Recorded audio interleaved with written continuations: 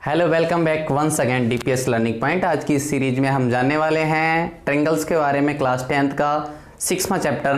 तो देखेंगे इसमें ट्रायंगल्स के बारे में, उसकी सिमिलरिटी के बारे में, यानी कि उसकी समरूपता के बारे में। तो आइए जानते हैं।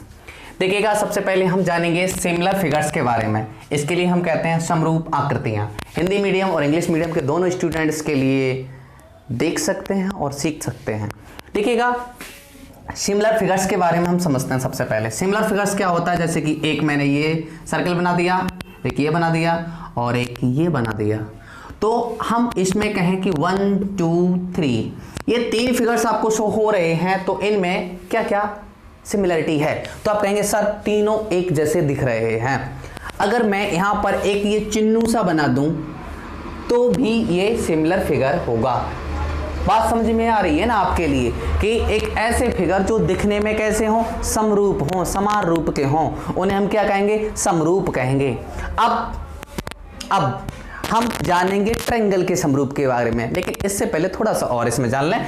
जैसे कि हमने ये बना दिया साहब, और मैंने एक बना दिया इस प्रकार से, ये आपका स्क्वायर, ये बना दिया ट्रायंगल।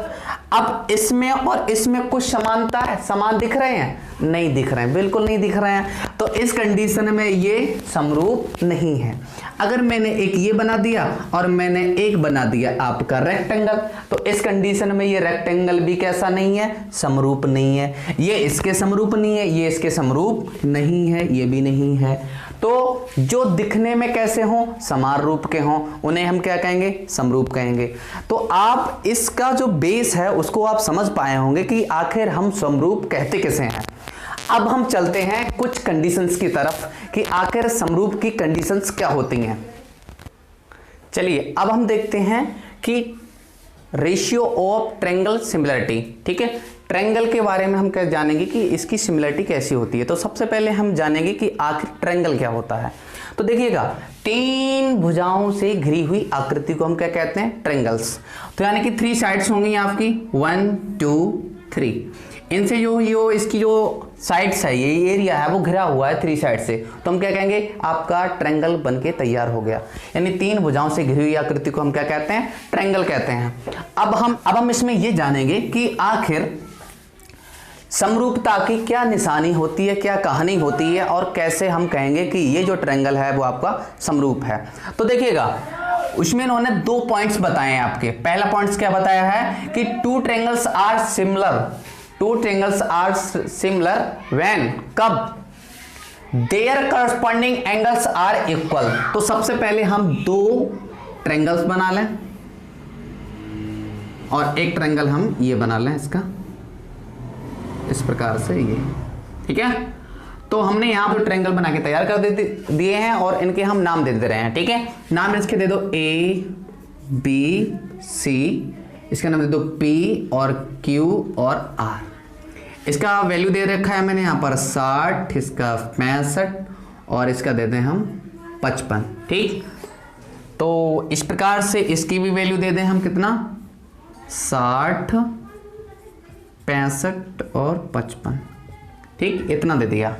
अब उन्होंने क्या कहा, their corresponding angles are equal. इसके जो करस्पॉन्डिंग एंगल है, यानी कि संगत जो कोण है, वो कैसे होने चाहिए, बराबर होने चाहिए। तो देखिएगा, एंगल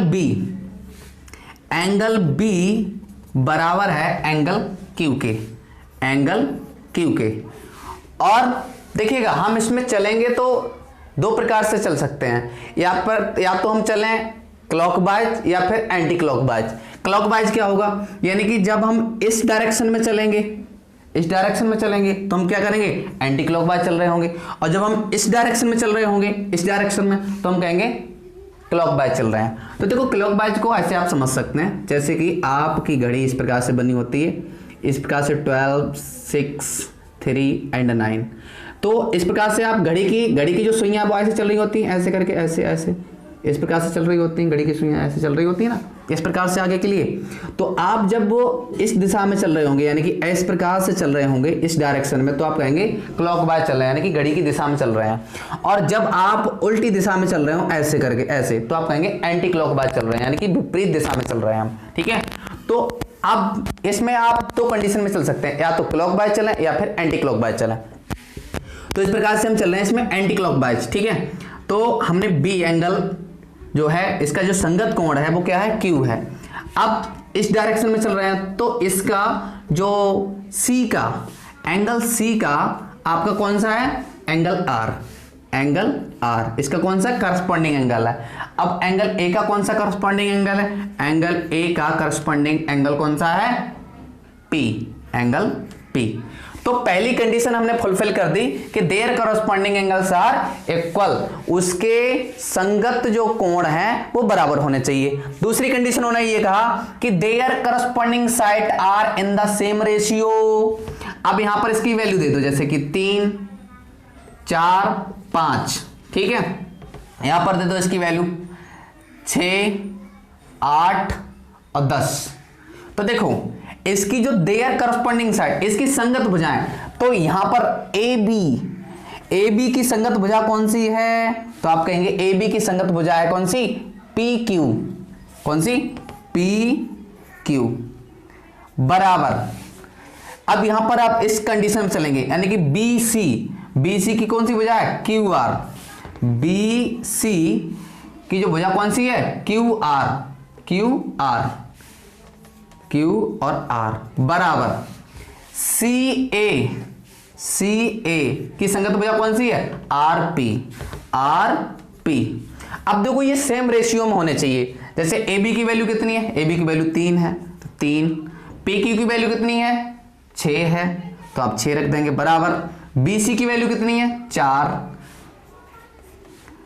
क्यू आर की वैल्यू कितनी है, क्यू आर की वैल्यू 8 है, 8 रख दो बराबर। सी ए की वैल्यू कितनी है, 5, आरपी की वैल्यू कितनी है, 10, तो हमने यहां पर 10 रख दिया। तो देखो 3 एकम 3, 3 दूनी 6, 1/2, 4 एकम 4, 4 दूनी 8, 1/2, 5 एकम 5, 5 दूनी 10, 1/2। तो इस प्रकार से इन करस्पॉन्डिंग साइड का इसका जो रेशियो हो वह कैसा है, समान है, 1/2, 1/2, 1/2, सबका 1/2 निकल के आया। तो समरूपता के लिए 2 कंडीशन अनिवार्य हैं। कौन कौन सी कंपलसरी है ना, तो देखो इसके जो एंगल हैं, एंगल कैसे होने चाहिए, इक्वल होने चाहिए। कौन से, करस्पॉन्डिंग एंगल, यानी कि संगत जो कोण है वो इक्वल होने चाहिए।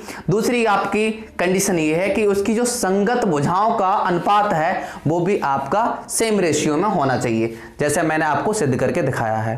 तो अब आप नेक्स्ट टॉपिक को समझेंगे जिसका नाम है थेल्स थ्योरम। थेल्स थ्योरम को आप जानेंगे, इससे पहले आपको करनी होगी अपनी एक्सरसाइज।